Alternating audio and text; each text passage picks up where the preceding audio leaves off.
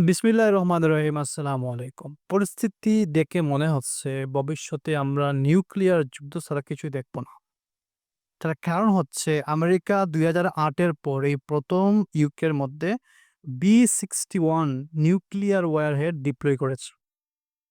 ২০০৮ এর পর কোথাও কিন্তু ইউএসএ এই ওয়েপন ডিপ্লয় করে নাই। তারা ২০০৮ এ ইউকে থেকে এটা উইথড্র করে নিয়ে যায় এবং এটাই ১ম।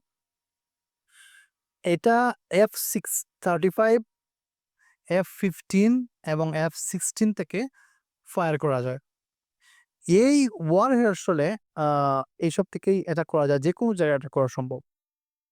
রাশিয়ার যেকোনো জায়গায় ওরা কিন্তু টার্গেট করতে পারে এই ওয়ারহেড দিয়ে এবং যেখানে যাইবে সেখানে কিন্তু ড্রপ করতে পারে। ২০০৮ এর পরে ১ম তারা অ্যাটাক করার প্ল্যান করতেছে। আর এইজন্যই তারা ইউকেতে ১ম এটা ডিপ্লয় করল। তো ভবিষ্যতে আমরা দেখব এবং আজ এমন একটি বিষয় আমি এক্সপ্লেইন করব আপনাদের কাছে। হয়তো আপনারা জানেন, হয়তো অনেকেই জানেন না। যদি ইউরোপ রাশিয়াতে অ্যাটাক করে, তাহলে রাশিয়ার ডেড হ্যান্ড নামক একটা প্রোগ্রাম আছে সেটা অ্যাক্টিভ হয়ে যাবে। আমার প্রশ্ন হতে পারে ডেড হ্যান্ড আবার কি? ডেড হ্যান্ড হচ্ছে রাশিয়ার সবচেয়ে ডেঞ্জারাস প্রোগ্রাম। কোল্ড ওয়ার এর সময় রাশিয়া এটি ডেভেলপ করেছিল।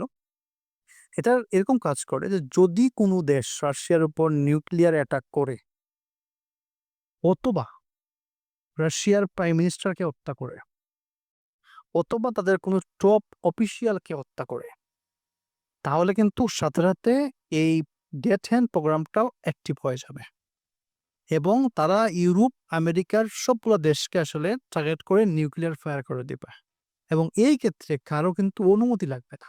এই অ্যাটাক করার জন্য কারো অনুমতি লাগবে না। পুতিনেরও অনুমতি লাগবে না, কারো অনুমতি লাগবে না। জাস্ট এই ২ টা ইনসিডেন্ট ঘটলেই সাথে, সাথে এটা ফায়ার হয়ে যাবে। তো একবার ইমাজিন করেন যদি আমেরিকা রাশিয়ার উপর নিউক্লিয়ার ড্রপ করে, তাহলে শুধু না রাশিয়া মরবে? না। শুধু আমেরিকা মরবে? না। রাশিয়া কিন্তু এইরকম মারার ঘন্টা খানেকের মধ্যেই তাদের ডেড হ্যান্ড অ্যাক্টিভ হয়ে যাবে এবং ইউরোপের যা দেশ আছে ইউকে, তারপরে ফ্রান্স, তো যা আছে সব দেশগুলাকে ওরা টার্গেট করে ফায়ার করে দিবে মিসাইল। বিভিন্ন সিটিকে লক্ষ্য করে। তো একবার ইমাজিন করে যে কত বড় ধ্বংসলীলা হবে যেদিন আমেরিকা রাশিয়াতে ড্রপ করবে এই বম। তারপরেই ইউরোপ ধ্বংস হয়ে যাবে। ফুললি একদম মাটির সাথে মিশে যাবে। আজ এ পর্যন্তই। আসসালামু আলাইকুম।